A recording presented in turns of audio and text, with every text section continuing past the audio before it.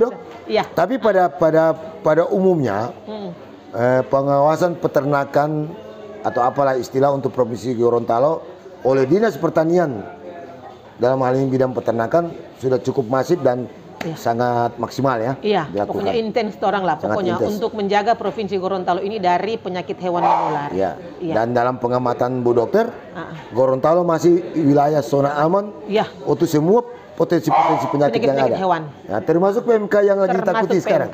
Sampai saat ini. Sampai saat ini, insya Allah. Semoga kita berdoa sama-sama supaya Gorontalo tetap tidak ada kasus.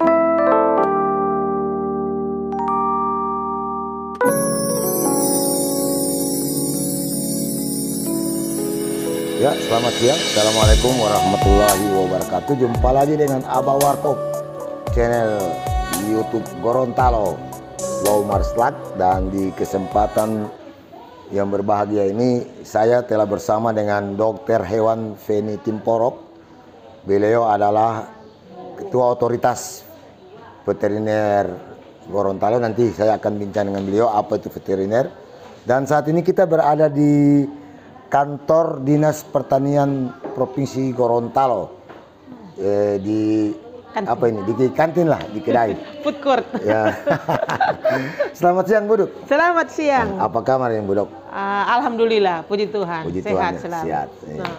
Kelihatan apa?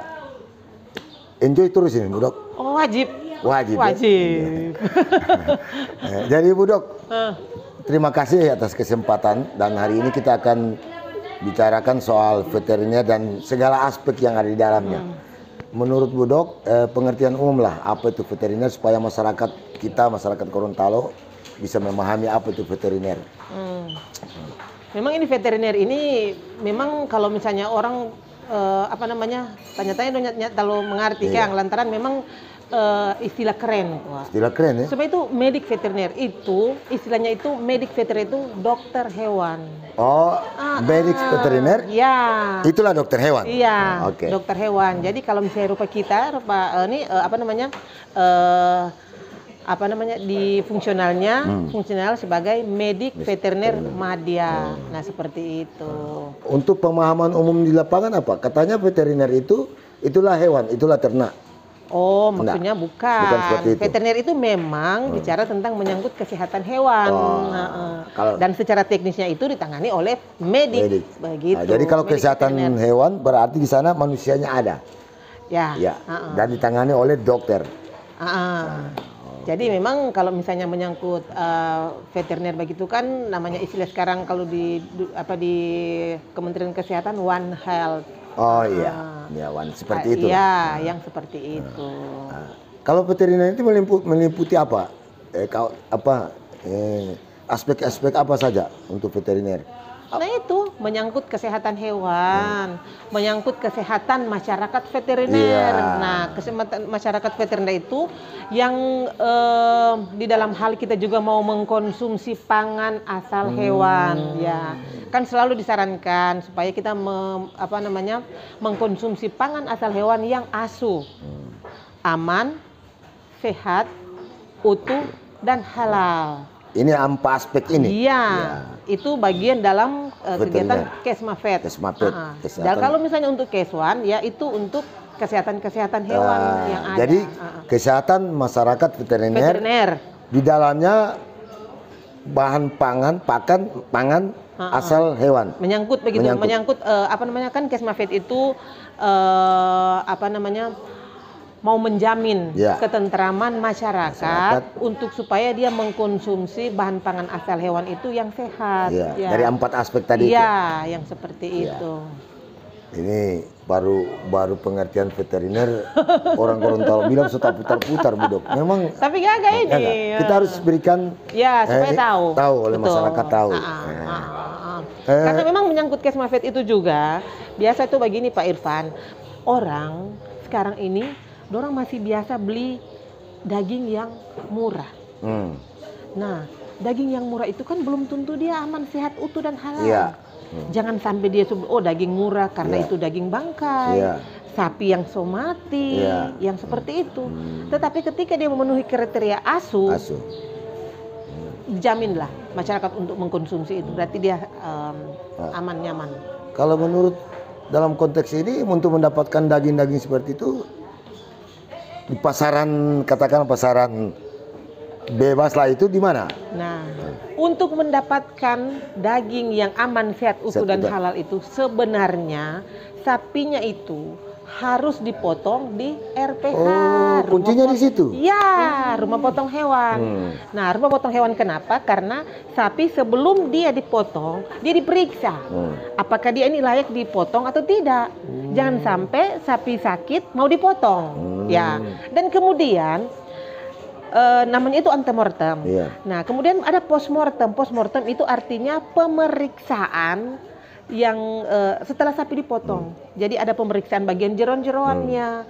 Jangan dipikir oh lihat sapinya sehat, tapi ternyata setelah kita lakukan postmortem, biasanya di bagian hatinya itu ada cacing, ya, ada di bagian jantung, dan kemudian ada kelainan-kelainan organ.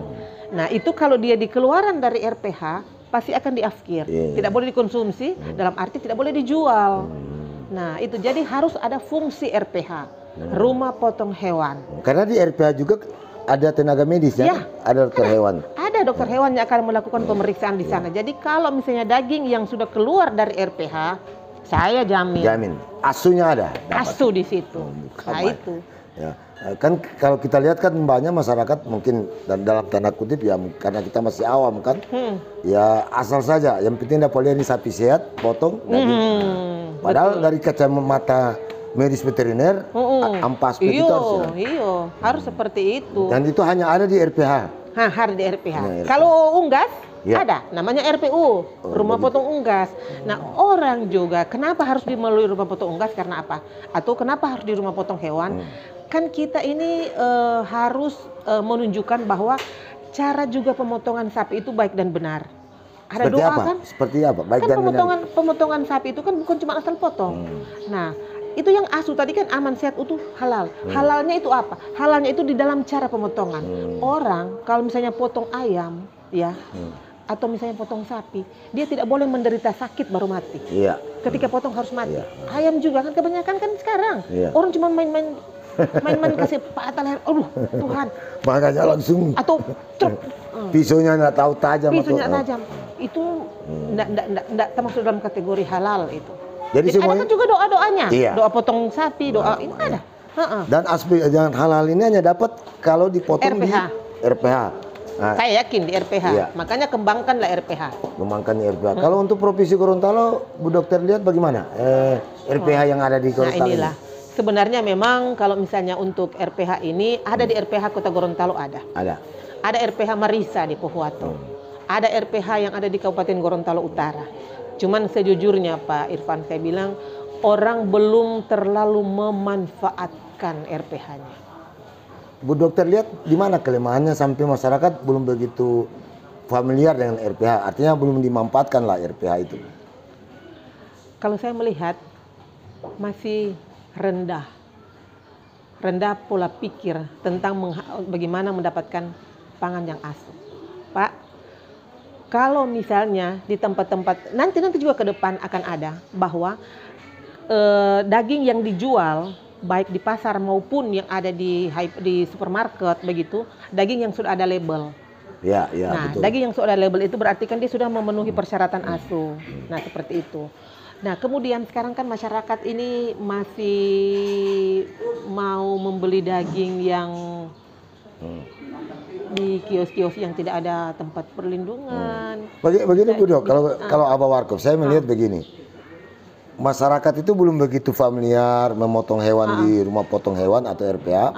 Karena mungkin pengetahuan mereka yang belum sampai lah. Betul. Mungkin itu faktor itu. Nah, oleh sebab itu ya syukurlah saya dari channel Abah Warkop bisa berdiskusi dengan Ibu Dokter untuk menyampaikan hal ini.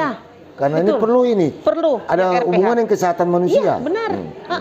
Kalau misalnya orang datang beli daging sapi, yang kalau misalnya dia daging yang berasal dari hewan yang sakit, dan kemudian metode orang memasak juga tidak baik dan benar, orang bisa. Ada juga daging sapi yang orang bilang di kepala-palanya dia potong, kok baru dia bawa di pasar. Kan ada kasus-kasus seperti itu kan? Ada. Nah, itu kan kenakalan-kenakalannya sih. Itu yang disebut dengan utuh lah. Iya, yang disebut dengan utuh tadi. Jadi kalau di pelelangan, di rumah potong hewan, memang aman, sehat, utuh dan halal tuh. Yang utuh juga itu maksudnya begini Pak. Memang kan tuh kalau di Gorontalo ini kita belum menemukan seperti itu. Yang seperti misalnya begini. Daging campur. Oh, daging campur.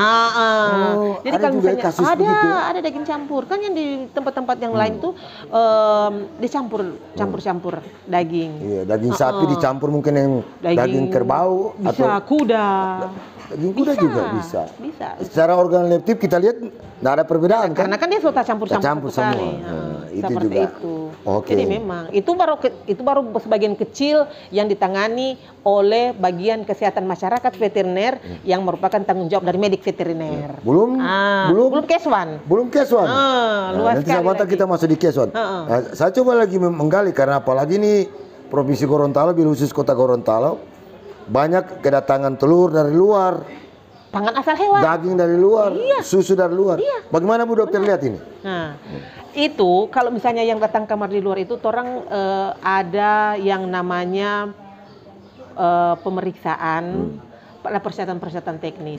Jadi yang mau masuk Gorontalo itu wajib ada yang namanya rekomendasi pemasukan. Dan untuk yang keluar juga ada rekomendasi pengeluaran, tapi sekarang namanya itu sertifikat veteriner. Sertifikat veteriner. Misalnya ada, ya katakanlah misalnya sapi yang akan dikeluarkan dari Provinsi Gorontalo. Ending dari administrasi persyaratan itu adalah sertifikat veteriner.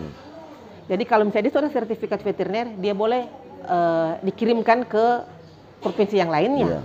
Seperti itu. Itu otoritasnya siapa, Bu Dok? Itu otoritasnya dari pejabat otoritas veteriner. Pejabat otoritas, Ibu Dokter lah. Nah, bagaimana korelasinya dengan ini? Saya dengar informasi kan urusan kirim mengirim itu ada di karantina. Kalau karantina dia menangani laut dan udara. Jadi misalnya pengiriman itu lewat pelabuhan laut dan juga pengirimannya lewat bandara itu wewenang dari karantina. Tetapi orang yang Pemda wewenang ada lintas darat. Jadi kalau misalnya di Gorontalo itu ada petugas checkpointnya. Oh, ada checkpoint? Yes, petugas checkpoint yang ada di Atenggola, Hmm. ada petugas checkpoint yang di perbatasan Pohuato, ada juga di bagian Sumalata, ada juga di bagian Bone Bulango sana. Iya. Nah, jadi ada petugas checkpoint. Jadi berarti kalau ada checkpoint yang menentukan orang Gorontalo sehat dari pangan ini petugas yang ada di Tapi checkpoint. orang lihat persyaratan administrasi. Harus diikutkan itu sertifikat itu. Iya, orang mesti lihat dulu. Apa namanya? Ada sertifikat veteriner enggak? Kalau enggak tahan. Jadi dia akan lapor dinas. Iya. Tidak ada sertifikat veteriner, tahan. Kasih pulang. Kalau Budok, kalau ada orang melanggar itu ada di sanksi itu. Sebenarnya ada sanksinya. Cuman orang kan memang kalau orang masih mau langsung sanksi begitu kan toh, ada sanksinya. Cuma kita lihat tahu di mana DP tapi DP nilai rupiahnya ada karena dia melanggarkan. Itu kan undang-undang. Iya. Ada undang-undang. Namun kalau pertama-tama orang bikin pembinaan dulu seperti itu, pembinaan dan kemudian bikin penolakan yang saya bilang tadi. Tidak memenuhi persyaratan teknis, tidak ada sertifikat veteriner, tidak ada kemudian tolak, ya. Itu intinya. Ya, dokter kan sebagai ketua otoritas itu kan. Bukan ketua, pejabat otoritas veteriner. Pejabat otoritas veteriner, luar biasa. Nah, pejabat otoritas veteriner itu kalau di provinsi 1 orang. Jadi kebetulan kita dipercayakan sebagai POV, karena kita juga memang paling senior di medik veteriner. Iya. Jadi itu yang punya tanggung jawab, punya wewenang tertinggi dalam keputusan-keputusan teknis. Iya, ya artinya quote and quote ini daging ini mau masuk di nyanda, telur mau masuk di nyanda, ada di kewenangan Bu Dokter ya. Luar biasa. Bu Dokter Hewan Feni Timporok. Rimporok bukan Rimporok. Banyak Rimporok. Bu Dok. Itu kita cerita sedikit tentang apa veteriner termasuk RPH.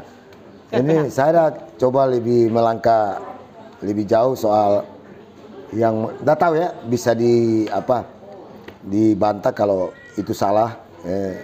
Sekarang ada kasus, katakanlah kasus PMK, penyakit mulut dan kuku. Sebelum kita elaborasi apa sih PMK itu, Bu Dok? Oh, penyakit mulut dan kuku. Nah, memang penyakit mulut dan kuku ini salah satu penyakit yang penularannya sangat cepat. Udah. penularan cepat. 1 ekor sapi mati di titik A, Ya. dia bisa radius 10 kilo. Radius 10 kilo? Yes. Luar biasa ya. Karena apa? Dia sumber penularannya tinggi. Memang kalau misalnya dia dari tingkat kematiannya agak rendah. Cuman kan dia karena penularannya sangat cepat. Dia kok ini kalau misalnya di manusia ini COVID. Kayak COVID lah. Kayak COVID. Katakan begitu. Yang Jadi disebabkan oleh apa ini PMK ini? Bakteri, virus? Virus. Oh virus ya? Nah, penanganannya seperti apa, Bu Dok? Vaksinasi. Pencegahan? Pencegahan. Tapi kalau untuk pengobatan? Bisa dilakukan pengobatan, yang penting dia kalau misalnya dia cepat dilakukan pengobatan. Kalau misalnya tingkat kematian tinggi, dia akan mati kalau misalnya dia lama tertangani. Jadi dia mudah menyebar, kematiannya tinggi. Mudah menyebar kalau misalnya kematiannya dia terlalu tinggi. Iya. Cuman ketika dia terpapar dengan penyakit mulut dan kuku itu dan kemudian dia terlambat dalam pengobatan, dia bisa mati. Bisa mati ya. Jadi memang kerugian ekonominya luar biasa. Kerugian. Ini 1 ekor sapi, ini bukan 1 ekor ayam.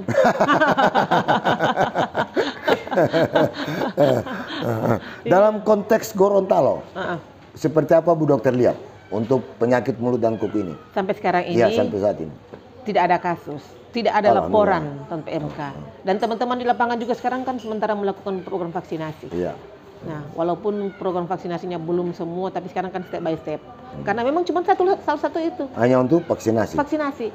Jadi juga ini nanti di apa namanya ini, Bang? Apa Warkop? Warkop ini juga nanti boleh disampaikan bahwa program vaksinasi ini agar supaya diterima oleh masyarakat peternak. Oh jadi saat ini Dinas Pertanian Provinsi Gorontalo dalam hal ini bidang peternakan sedang melakukan vaksinasi PMK di kabupaten kota? Semua ya? Iya. Ini sampai kapan ini? Pelaksanaan vaksinasi? Ya. Ini pelaksanaan vaksinasi ini kan ada yang namanya vaksinasi pertama. Iya. Sama dengan COVID. Ya. Ada yang pelaksanaan vaksinasi kedua dan ketiga booster. Ya. Jadi harus selesaikan semua itu. Yang 200 berapa ya? 250-an populasi. Ya. Harusnya semua itu harus nggak bisa, dari 200 1 ekor nyata vaksin? Bisa. Bisa? Iya. Luar biasa. Misalnya sapi sudah divaksin tapi saya cuma vaksin pertama. Iya. Dan kemudian dia terpapar, dia kan terkena. Kecuali dia sudah sampai booster ketiga, jadi persentase kekebalan tubuhnya itu dia agak kuat. Tapi kalau baru 1 kali vaksin masih bisa terpapar dia ketika ada sapi yang sakit tertular.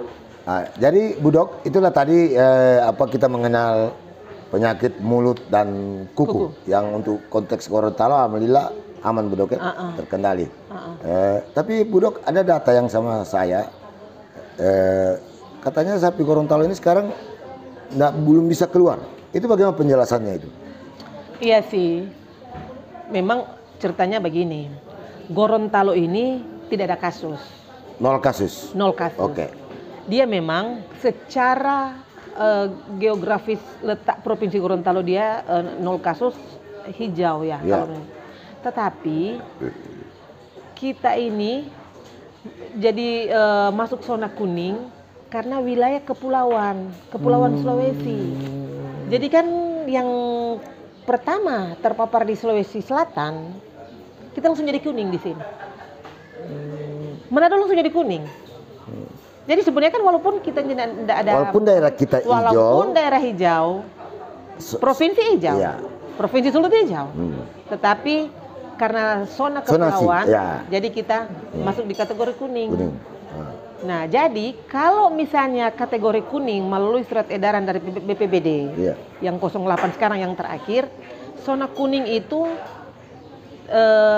tidak ada aturannya, tidak boleh melintas ke zona hijau. Nah, seperti itu. Jadi itulah yang aturan-aturan itu yang membuat sapi-sapi yang Gorontalo walaupun 0 kasus tidak boleh melintas. Seperti itu. Ini kan ada satgasnya. Satgas PMK. Iya, sama dengan COVID ini. Ah, itu. Iya. Bagaimana cerita satgas itu, Bu Dok? Supaya masyarakat bisa tahu. Karena ada struktur mungkin siapa ketua satgas yang seperti apa kalau untuk Gorontalo? Kalau Satgas PMK Gorontalo itu yang ketua satgas sekretaris daerah. Sekretaris daerah. Dulu pada waktu terbentuk itu masih Pak Sekda yang lama. Ya. Tapi kan Sekda yang baru, Ya. tapi kan tidak melekat namanya. Ya. Yang penting Sekda. Sekda, jabatannya. Jabatannya Sekda. Dan kemudian dia sekretarisnya Kepala BPBD. Ya. BPBD, Badan Penanggulangan Bencana. Ya. Ya. Itu sekretarisnya. Dan kemudian anggota yang tim-tim teknis. Kayak Dinas Pertanian ini anggota, ya. Infokom dia juga ada masuk anggota. Ya.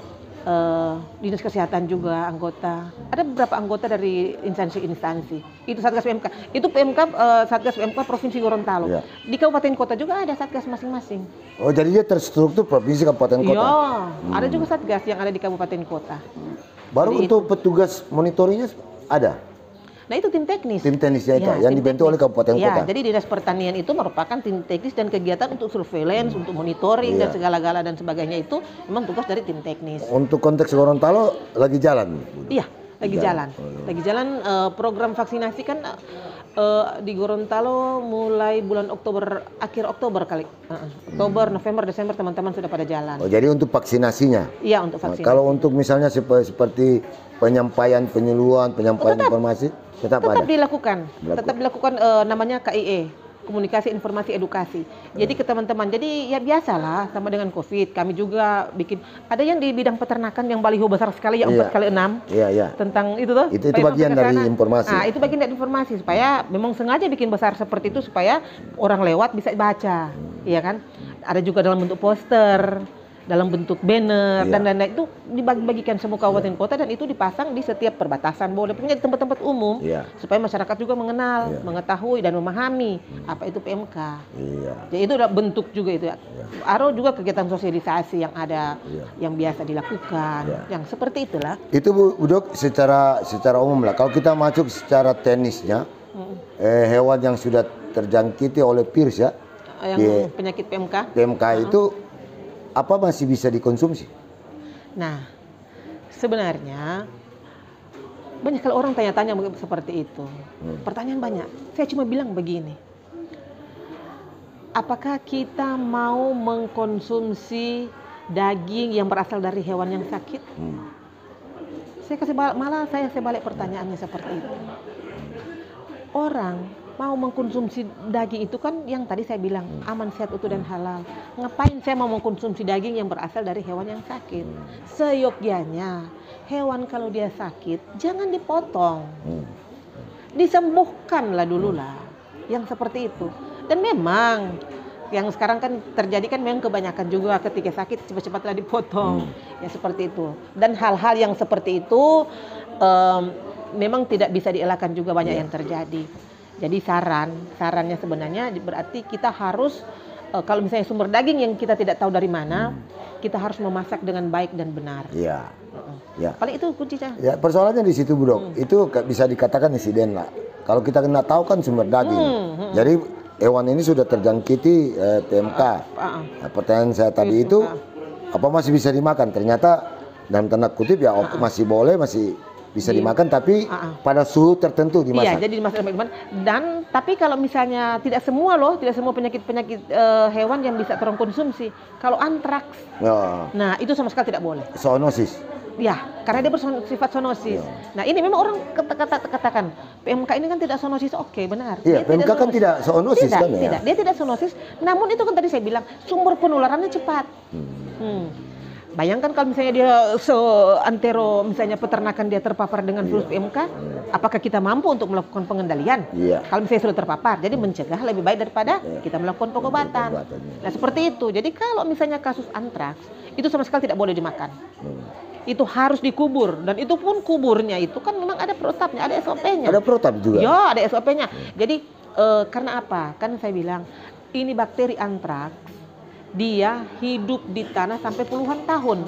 Bahkan ada peneliti bilang sampai 100 tahun. Ya bisa dikatakan laten ya. Jadi kalau misalnya toh kan orang tidak tahu, misalnya ada bangkai antraks dikubur di sini, ya kan, dan kemudian next orang mau suka tanam apa begitu kan, dan dia kedalamannya tidak terlalu dalam. Sama dengan orang mengeruk kembali bakteri yang ada di tanah. Seperti itu. Itu antraks. Antraks. Ya, jadi kalau walaupun kita sudah kubur, kemudian dia menemukan situasi sporanya itu. Sporanya bisa hidup kembali ya? Bisa, dia balik luar lagi. biasa. Iya, memang. Dan untuk Gorontalo antraks bagaimana? Antraks untuk sekarang ini memang belum ada laporan kasus. Belum ada laporan kasus? Belum ada laporan kasus. Yang heboh-heboh itu apanya? Tapi dulu sih, kalau tahun kemarin masih ada antraks. Ini kan program vaksinasi juga di jalan, apa kan di kabupaten kan jalan. Kan kalau begitu pertanyaan saya, Bu Dok, apakah untuk Gorontalo bukan dalam tanda kutip bukan endemik antraks? Endemik antraks sebenarnya. Nah, itu. Berarti potensi itu ada. Ya jelas. Tapi ada. untuk kasus. Karena apa? Kan sekarang kan saya bilang tadi, karena ada program vaksinasi. Jadi vaksinasi itu kan menghambat. Ya, kalau tidak salah data yang pernah Bapak kebaca ya, itu di Kabupaten Gorontalo ya, kalau tidak salah. Itu dalam tanda kutip endemik. Endemik kan. Kalau kita berbicara endemik berarti ada peluang untuk terjadi. Iya. Nah, maka antraks walaupun belum ada kasus, ada peluang jadi. Peluang. Kita harus hati-hati. Kita harus hati-hati. Iya, jelas. Maka dari Dinas Pertanian dalam hal ini Peternakan, langkah apa yang diambil? Itu tadi. Vaksin. Program pelaksanaan vaksinasi. Oh, begitu. Pelaksanaan vaksinasi. Jadi memang Dinas Pertanian dalam hal ini bidang peternakan fokus benar di sini. Harus wajib. Ya, yang penyakit yang zoonosis yang seperti itu, yang flu burung, antraks, rabies sekarang. Nanti besok-besok angkat tentang rabies ya. Rabies. Iya, sebenarnya saya jujur saja, Bu Dok. Kalau kita berbicara data saja kan. Penyebab kematian yang sudah ada angka kasusnya ada rabies. Untuk Gorontalo. Bahasan diri itu rabies, karena rabies itu memang harus menyentuh. Itu, oke. Nanti kita akan bicarakan khusus. Karena itu harus menyentuh masyarakat karena, luar biasa. Karena dia itu kalau misalnya dia menggigit manusia dan kemudian dia memang terpapar dengan virus rabies, manusia tidak bisa tertolong kalau misalnya dia lambat penanganan. Banyak kasus kematian sekarang. Ya. Nanti orang bahas ulang. Itulah, itu yang saya katakan tadi. Nanti kita akan bahas. Saya selalu mengacu pada data. Iya. Rabies itu dari data yang ada, penyebab kematian sudah ada kan? Menyebabkan orang mati dengan rabies kan ada. Kalau antraks kan dalam tanda kutip belum ada. Cuman dia karena apa? Kan antraks itu ada fase. Oh iya. Jadi dia kalau misalnya dia ada antraks, kebetulan yang ada di Gorontalo ini dia zoonosisnya ke manusia dalam bentuk tertular kulit. Nah, kalau kulit kan banyak. Kalau yang paling parah, kalau misalnya dia itu menyerang pencernaan. Itu. Karena antraks itu ada 3 kan? Ya. Jadi ketika dia kalau misalnya pencernaan, ada kan beberapa juga kasus kematian manusia. Karena itu dia mengkonsumsi daging yang sudah terpapar dengan antraks. Dan kena bagian pencernaan. Seperti itu. Yang itu potensi untuk menyebabkan kematian besar. Iya, betul. Oke. Bu Dok, ini kalau bicara dengan pejabat otoriter begini nih. Otoritas. Pejabat otoritas veteriner Gorontalo ini, Bu Dokter ini, dokter hewan, salah satu dokter hewan senior yang dimiliki oleh Provinsi Gorontalo. Bu Dok, kita kembali ke penjelasan veteriner tadi. Abah Warkop saya lihat lebih jauh. Ini pertanyaan Bu Dok. Ini kan banyak telur ada di pasar, ada di supermarket, ada di mana-mana. Itu apakah Bu Dokter dari instansi Ibu ada pengawasan soal keamanan itu? Namanya itu surveillance pangan asal hewan. Itu dilakukan setiap hari? Setiap berkala? Dilakukan setiap hari, berkala? Tapi ada berkala. Dan terkadang ada lab veteriner. Ya. UPTD, laboratorium veteriner yang bisa melakukan pemeriksaan uji telur, uji kualitas telur. Jadi kan banyak telur yang masuk toh, banyak yang juga yang keluar. Dan memang untuk uji kualitas telur ini kan memang banyak juga dari masyarakat yang bilang beli telur yang kualitasnya tidak baik, yang seperti itu. Nah, lagi-lagi saya ini kalau misalnya bicara tentang lagi penyimpanan telur itu memang ada lagi metodenya agar supaya telur tidak cepat membusuk. Jadi penyimpanannya seperti apa? Jangan dipanas lah. Nah, seperti itu. Dari kacamata ilmu ya. Dari kacamata ilmu Bu Dokter. Kalau Bu Dokter lihat realita ini, kita bicara lihat konteks. Yang telur-telur yang ada di katakanlah Gorontalo lah. Ini bagaimana? Di pasaran-pasaran Gorontalo. Entah saya yang pilih telur sehingga saya tidak pernah mendapatkan telur busuk. Atau kalau ada orang yang beli telur yang murah, saya tidak mau beli telur kalau misalnya dalam suatu tempat yang saya lihat kena panas. Saya tidak mau beli di situ. Jadi Kan faktor iya. utama itu dia terlindung dari sinar matahari langsung. Lebih baik makanya saya tidak pernah mendapatkan telur busuk ketika saya belanja Iya. beli telur kan apa? Saya langsung ke kandangnya. Atau kalau misalnya dari kandang itu saya tahu oh ini dia distribusinya ke tempat penjualan Ya, telur. kalau begitu penyebab telur itu cepat busuk cepat Pola kalah itu apa? penyimpanan. Penyimpanan. Pola penyimpanan. Di antara suhu. Iya, Suhu terbaik yang suhu kamar. suhu kamar ya. Oke, jadi dia dihindari dari terkena sinaran matahari langsung. Yang terlalu lama, baru memang kan sebenarnya telur itu lebih bagus dia kalau misalnya saat orang beli begitu, orang cuci, orang ntar di kulkas. Ada kan tuh yang ada juga metode peletakan aman di sebenarnya. Apa akibatnya Bu Dokter kalau kita memakan misalnya telur, kita kasih contoh yang sudah rusak atau sudah kalah seperti Begini itu? Pak, kalau misalnya telur ini beda dengan orang makan daging. Ya, kalau makan daging, orang barangkali tidak akan tahu nih daging ini berasal dari daging yang sehat atau daging bangkai. Iya. Ketika orang makan. Iya. Tapi kalau telur kan orang langsung dapat tahu.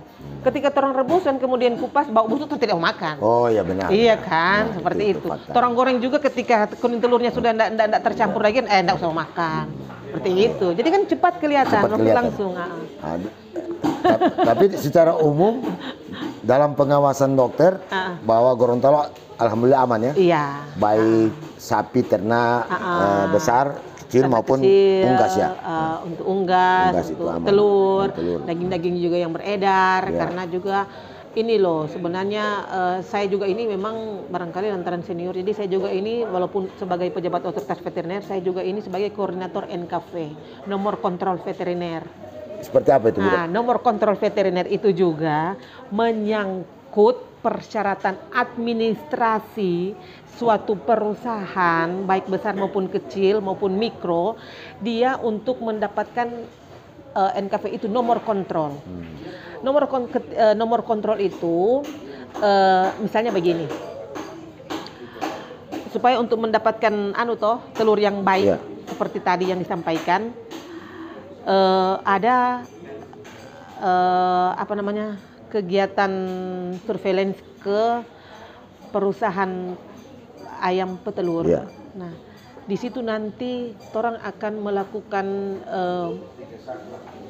pemeriksaan, ya, melakukan pengujian, melihat standar-standar saprasnya apa sudah memenuhi persyaratan atau tidak. Orang akan memperhatikan juga sanitasinya, memperhatikan kandang. Banyak sekali item-item yang apa istilah NKV? NKV. Kalau dia sudah memenuhi persyaratan itu, dia akan diberikan label yang perusahaan itu ya, akan diberikan label ada nomor kontrol veterinernya. Kalau sudah ada nomor kontrol veteriner, orang akan mau beli telur di situ aman, nyaman dan yakin tidak akan mendapatkan telur yang busuk. Seperti itu. Nomor kontrol. Nomor kontrol veteriner. Apa nomor kontrol itu hanya berlaku untuk telur, untuk yang daging? RPH itu ya. Sama potong unggas. Ya, budok yang kulit sapi. Termasuk kulit sapi. Termasuk kulit sapi. Kalau di Gorontalo kan khususnya kota Gorontalo kan banyak rumah-rumah makan besar yang ada yang sudah ber-NKV. Saya semua endorse ini kalau jangan ya. Kita tidak akan bicara begitu. Jadi ada satu tempat resto yang ada di Gorontalo yang sudah memenuhi syarat, sudah memiliki sudah mendapatkan nomor kontrol veteriner. Saya sering di situ karena saya tahu sudah nomor kontrol veteriner. Nanti saya minta Pak Dokter itu. Nomor kontrol veteriner itu DP pendinginan. Nah, jadi pendinginan, jadi penyimpanan pangan asal hewan di situ baik, sudah bagus, memenuhi persyaratan sehingga ketika dia masak, saya yakin pangan asal hewannya itu sehat. Baru satu, Budok di kota? Satu. Dari beberapa? Dari semua. Mau baik perusahaan rumah makan, mau perusahaan telur, perusahaan tadi juga kulit sapi boleh, pendinginan, cold storage, apa semua di Gorontalo ini baru satu. Baru bagaimana upaya dinas supaya kan sosialisasi tentang NKV. Kalau masyarakat kalau sosialisasi. Pak tahu kalau misalnya keuntungan dari sudah ber-NKV? Ya apa? Keuntungan salah satu adalah ekspor pun bisa. Oh, dia bisa melakukan ekspor. Karena sudah ada label. Iya, label, ya. Jadi kalau misalnya telur ayam, di label misalnya telur ayam Feni ya, Iya. telur ayam Feni ada label NKV. Bisa menembus pasaran luar. Atau juga nanti Abah Warkop ini kalau misalnya minum sesuatu kemasan, kemasan misalnya pangan atas susu, jadi nanti lihat di situ ada tulisan NKV. Kalau tulisan NKV itu minum saja. Jadi dari sisi bisnis, kalau orang Ya. sudah ya bisa. Ya. Apalagi kan sekarang masyarakat Gorontalo, masyarakat khususnya masyarakat ya katakanlah menengah ke atas selalu mencari bahan pangan atau asal ternak yang betul-betul berkualitas. Yang ber-NKV. Iya, ber-NKV. Nah, nanti satu waktu kita akan diskusi dengan perusahaan itu tentang artinya Iya. dia memberikan tahu sama masyarakat bahwa Iya, inilah itu manfaat dari dari NKV. Iya kan? Dia merasakan manfaatnya itu. Oke. Nanti saya mungkin sama-sama nih Bu Dokter ya. Boleh, Bisa. boleh nanti ke perusahaan itu. Iya. Boleh. Bu Dok, panjang lebar kita ngomong soal ini sebagai closing statement kita pada pertemuan yang luar biasa ini untuk sosialisasi kepada masyarakat tentang apa veteriner, Abah tentang Warkop apa ini kalau kita PMK. lihat dari saya begini sama harus di Habibie ya. Insya Allah. Sama Malaysia begini. Apa ya? Mudah-mudahan yang sama itu DP jabatannya, job ya. Pokoknya. Dan DP rezeki dan sebagainya. Lagi sebagainya. Nah. Silakan closing statement, Bu Dok. Kita berdiskusi santai ini. Mengantisipasi kasus penyakit mulut dan kuku untuk masyarakat peternak Iya. seharusnya atau sebaiknya ternak-ternak yang ada, ya ternak sapi dan juga kambing, segeralah lakukan vaksinasi agar supaya ternak-ternak itu bebas dari penyakit hewan, baik dia penyakit hewan menular maupun tidak menular. Dan itu sebenarnya bukan hanya untuk penyakit PMK, penyakit juga yang sudah ada di Gorontalo itu kan antraks. Ya, yang potensi. Ya, jadi Antraks, antraks, PMK, PMK, brucellosis. brucellosis juga, tapi brucellosis tidak terlalu dampak apa. Dan ada yang satu tadi terakhir adalah rabies. Dok, nanti rabies ini karena ini salah satu penyakit yang mematikan ya. Iya, betul. Kita berani saja ngomong, rabies ini penyakit yang sangat mematikan. Sangat mematikan. Dalam istilah Abah Warkop, tiba saat. Betul. Jadi orang itu kalau misalnya untuk rabies nyandak neko-neko dengan penyakit ini. Nanti kita akan bahas karena memang masyarakat belum begitu paham soal piara HPR, hewan pembawa rabies, nggak mau divaksin. Iya, nggak mau divaksin. Ya. Nah, itu akibatnya. Petugas mau vaksin komkomci. Iya. Dokter hewan yang datang disuruh dokter yang tangkap tuh anjing di bawah kolong. Nanti kita bicarakan. Iya. Jadi itu Bu Dok. Iya. Tapi pada umumnya pengawasan peternakan atau apalah istilah untuk Provinsi Gorontalo oleh Dinas Pertanian dalam hal ini bidang peternakan sudah cukup masif dan sangat maksimal ya. Iya, dilakukan. pokoknya intens orang lah pokoknya untuk menjaga Provinsi Gorontalo ini dari penyakit hewan menular. Iya. Dan dalam pengamatan Bu Dokter, Gorontalo masih wilayah zona aman untuk semua potensi-potensi penyakit yang ada. Hewan. Nah, termasuk PMK yang lagi ditakuti sekarang. Sampai saat ini. Insya Allah. Semoga kita berdoa sama-sama supaya Gorontalo tetap tidak ada kasus PMK. Sekali lagi kita stressing begini Bu Dok. Gorontalo sebenarnya hijau. Tapi berdasarkan zona kepulauan Sulawesi jadi kuning. Oleh sebab itu belum bisa melakukan pengiriman di wilayah-wilayah yang hijau. Kalau dari kuning ke kuning boleh. Tapi sebenarnya harus ada juga program dinas. Bagaimana kan ini kalau orang nyerak bakirit ada risiko kasih makan kan? Maka itu kebijakan itu maka itu kebijakan saya teknis. Itu teknis. Jadi harus dipikirkan lagi itu. Betul. Itu kebijakan. Sengaja Abah Warkop angkat ini karena ini harus pemerintah melihat juga itu. Akibat yang ditimbulkan oleh tidak bisa melakukan lalu lintas ternak harus dipikirkan, termasuk mungkin dari karantina juga pikir ini.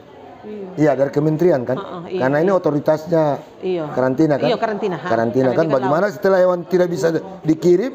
Bayangkan Bu Dok kalau 400 ekor, berapa ongkos satu hari kasih makan? Harus selama juga kirim maka pemerintah kita tetap harus mengawal ini.